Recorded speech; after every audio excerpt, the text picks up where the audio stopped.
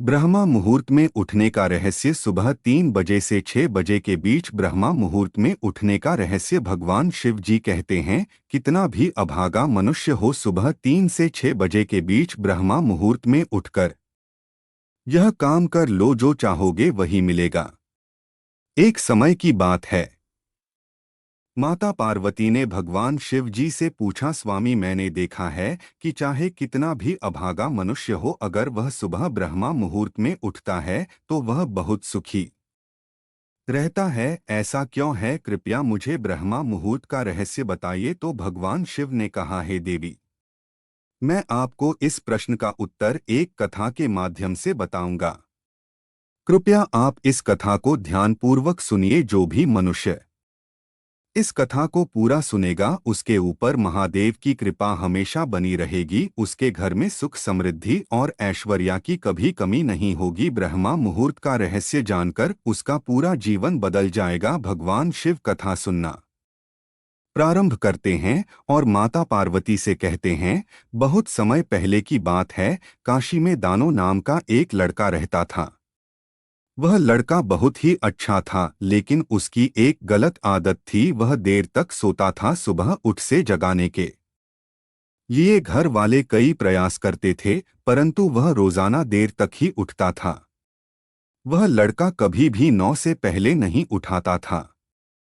जब वह बालक उठा था तो परिवार वाले ने सोचा कि जब यह बड़ा हो जाएगा तो इसकी आदत में सुधार हो जाएगा। परंतु लड़का जैसे तैसे बड़ा होता गया, उसकी यह आदत और भी गहरी होती चली गई।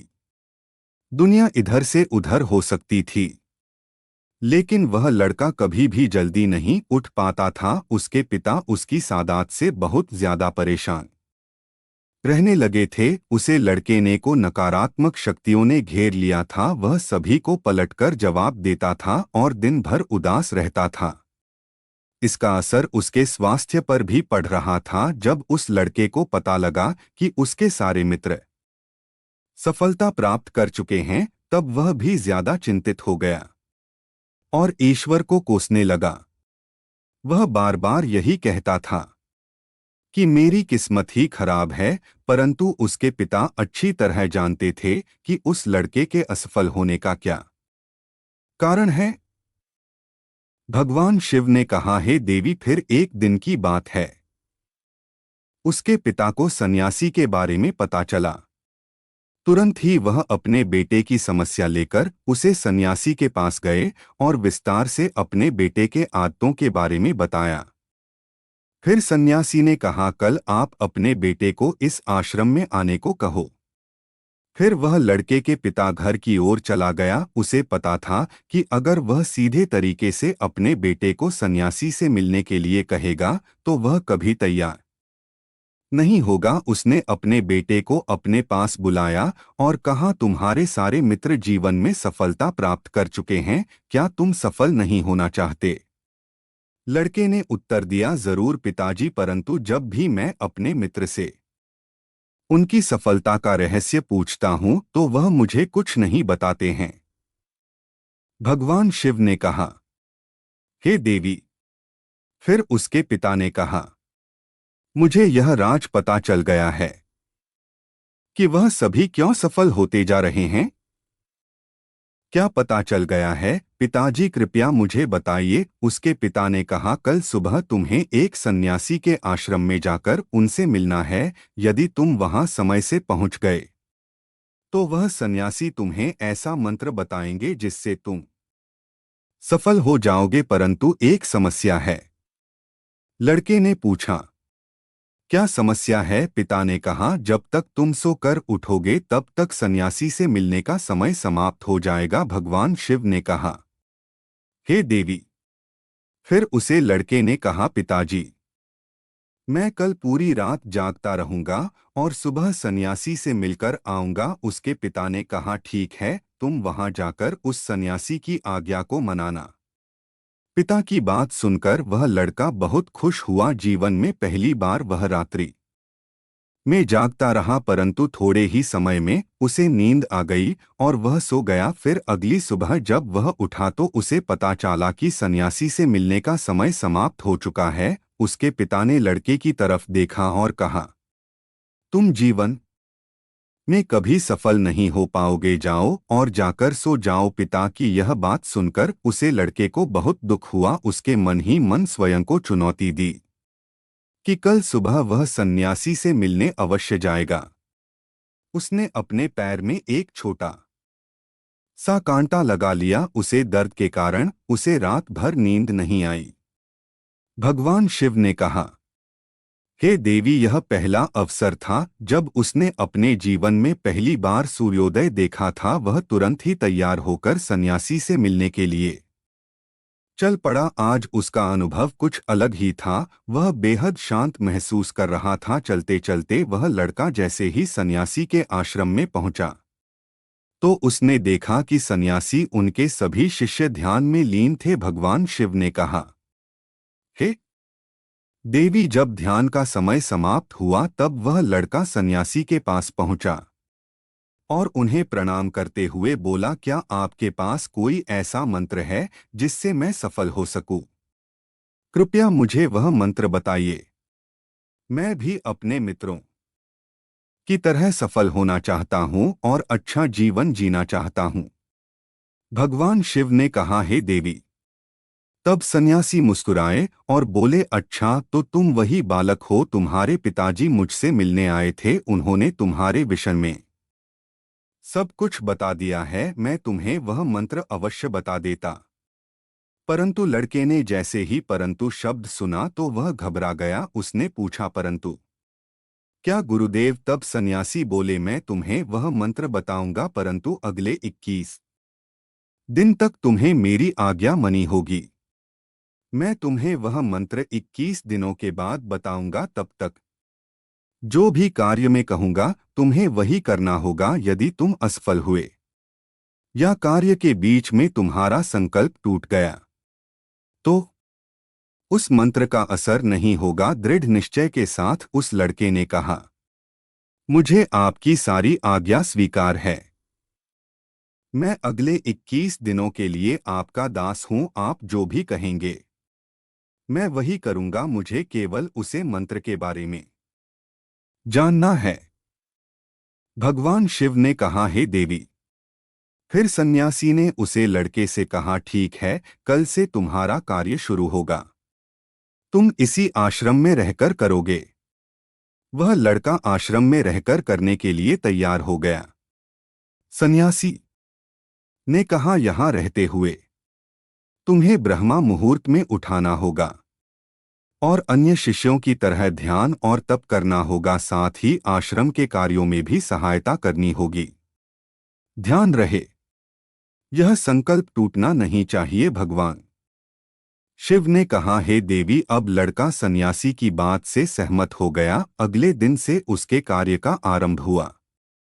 इस बार उसने दृढ़ निश्चय किया, परंतु एक सप्ताह बीतने के पश्चात ही उसका संकल्प टूट गया और वह 8वें दिन देर तक सोता रहा। जब वह नींद से जागा तो उसने सोचा, मुझे कितनी बड़ी भूल हो गई है। वह रोते हुए सन्यासी के पास पहुंचा और कहने लगा, हे गुरुदेव, मेरा संकल्प टूट गया है। अब मैं जीवन में कभी सफल नहीं हो पाऊंगा।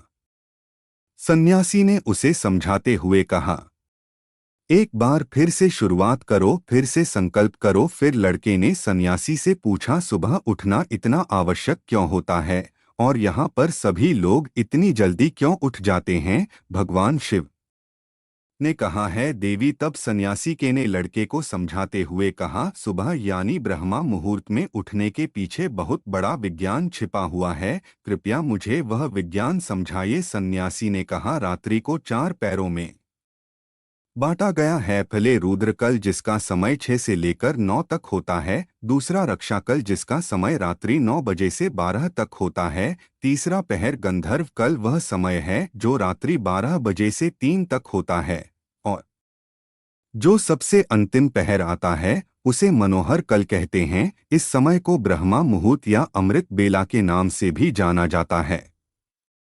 इसका समय 3 बजे से लेकर सुबह 6 बजे तक होता है। यह वह समय होता है जब पूरे संसार की नकारात्मक शक्तियां निष्क्रिय अवस्था में होती है। ब्रह्मा मुहूर्त अर्थात देव मुहूर्त का अर्थ देवताओं का समय होता है। भगवान शिव ने कहा है, हे देवी, वह सन्यासी आगे कहता है, इस समय देवता धरती पर विचरण करते रहते हैं और जागृत मनुष्य पर उनका सकारात्मक प्रभाव पड़ता है। ब्रह्मा मुहूर्त वह समय होता है जब मनुष्य का मांस मस्तिष्क बिल्कुल खाली होता है, जिसमें किसी प्रकार के विचार नहीं होते हैं। इस समय में यदि व्यक्ति अपनी पुस्तक खोलकर अध्ययन करता है तो उसे सब कुछ जल्दी जल्दी याद हो जाता है और यह लंबे समय तक स्मरण रहता है। यह वह समय है जब हम ज्ञान को समझने का प्रयास करते हैं। इसका कारण आश्रम के सभी शिष्य, संसार के बहुत से ज्ञानी लोग ब्रह्मा मुहूर्त में ही उठ जाते हैं। प्राचीन काल में जब रोशनी का कोई स्रोत नहीं था, लोग अपने दिन का समापन सूर्यास्त के समय और आरंभ सूर्योदय के साथ करते हैं। यह एक तरीका है जिससे मानव जीवन प्रकृति के साथ तालमेल बनाकर चलता था। भगवान शिव ने कहा, हे देवी। फिर उसे लड़के ने कहा कि ठीक है, मैं कल से अपना संकल्प फिर से शुरू करता हूं, परंतु ब्रह्मा मुहूर्त में उठकर मुझे क्या करना चाहिए? तब सन्यासी ने कहा, ठीक है, मैं तुम्हें बताता हूं कि ब्रह्मोत्त में क्या करना चाहिए और कैसे करना चाहिए। सबसे पहले उठकर धरती माता पर पाँव रखने से पहले धरती माता को प्रणाम करना चाहिए और अपने हाथ दोनों हथेलियां को देखना चाहिए। ईश्वर को धन्यवाद देना चाहिए कि उन्होंने तुम्हें आज का सूर्योदय देखने का अवसर दिया है। इसके बाद नित्य कर्म और स्नान करके शुद्ध होना चाहिए। इस स्नान से केवल शरीर की ही नहीं बल्कि मन की भी शुद्धता बढ़ती है। स्नान के पश्चात ज्ञान की प्रक्रिया होती है। ब्रह्मा मुहूर्त में ध्यान की अवधि 21 दिन तक होती है। इस विधि का उपयोग तब तक किया जाता है जब आप अपनी मनोकामना पूरी करना चाहते हैं। यह वह समय होता है जब व्यक्ति अपने आज्ञा चक्र को सक्रिय करने पर काम करता है। भगवान शिव ने कहा, हे देवी, वह सन्यासी कहता है कि आज्ञा चक्र दोनों भावों के बीच होता है। इस संकल्प का स्थान भी कहा जाता है। अगर इस चक्र पर ध्यान केंद्रित किया जाए तो अपनी मनोकामना को बार बार दोहराया जाए तो मात्र 21 दिन के भीतर वह मनोकामना पूरी हो जाती है। यदि आपके मन में कोई अधूरी मनोकामना है तो आप उसे पूरा करना चाहते हैं। जैसा गुरुदेव ने बताया वैसा ही कार्य करना प्रारंभ कर दें। अपनी इच्छा को मन ही मन दोहराएं और अपने मन से इष्ट देव देवी देवताओं और गुरुजनों का चिंतन करें।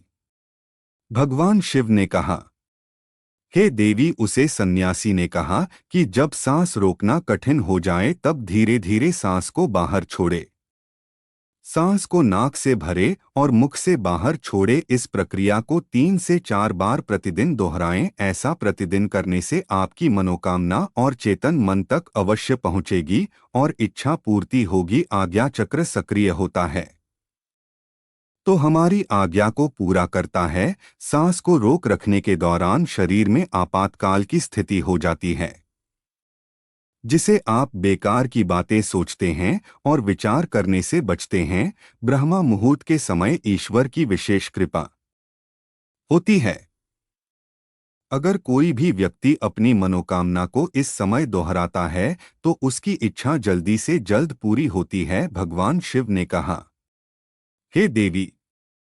इस प्रकार सन्यासी ने उसे लड़के को ब्रह्मा मुहूर्त का महत्व बताया। अगले 21 दिन तक उसे लड़के ने बड़े ही मनोयोग से इस प्रक्रिया को नया और वह बहुत ही अनुशासित और शांत स्वभाव का बन चुका था। उसे लड़के ने जैसे ही अपना संकल्प पूरा कर लिया, वह प्रसन्न भाव से सन्यासी के पास पहुंचा और कहने लगा, है गुरुदेव, मैं 21 दोनों का संकल्प पूरा कर लिया है। अब कृपया मुझे सफल होने का मंत्र बताइए। तब सन्यासी ने मुस्कुराते हुए कहता है, पिछले 21 दिनों से जो अभ्यास तुम कर रहे हो वही तुम्हारी सफलता का मंत्र है।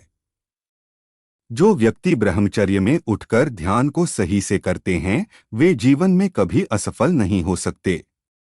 तुम्हें ब्रह्म मुहूर्त का रहस्य पता चल चुका है, अब तुम इस जीवन में पर्यंत अपनाओ। तुम्हें जीवन के लक्ष्य और सफलता दोनों प्राप्त होगी। उसे लड़के ने सन्यासी को धन्यवाद दिया और ब्रह्मा मुहूर्त के नियमों का पालन जीवन पर्यंत करने का वादा भी किया। भगवान शिव ने कहा, हे देवी, अब तो उसको पता चल गया होगा कि ब्रह्मा मुहूर्त क्या होता है। तब माता पार्वती ने कहे, स्वामी, और मुझे ब्रह्मा मुहूर्त का संपूर्ण ज्ञान हो गया है।